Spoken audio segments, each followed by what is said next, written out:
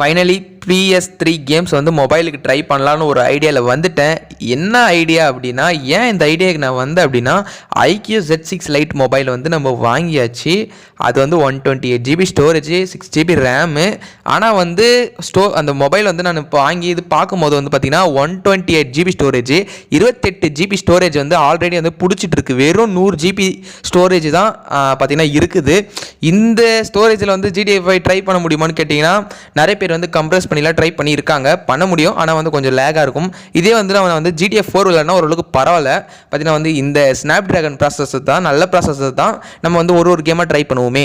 God of War 3, அடுத்து வந்து பார்த்திங்கனாக்கா ஸ்பைடர்மேனு, இதுமாரி கேம்ஸ்லாம் GTA 4 இதுமாரி ஒன்றா ட்ரை பண்ணுவோம். அதேமாரி வந்து பார்த்திங்கன்னா PS2 எமுலேட்டர் வந்து நான் ட்ரை பண்ணேன்.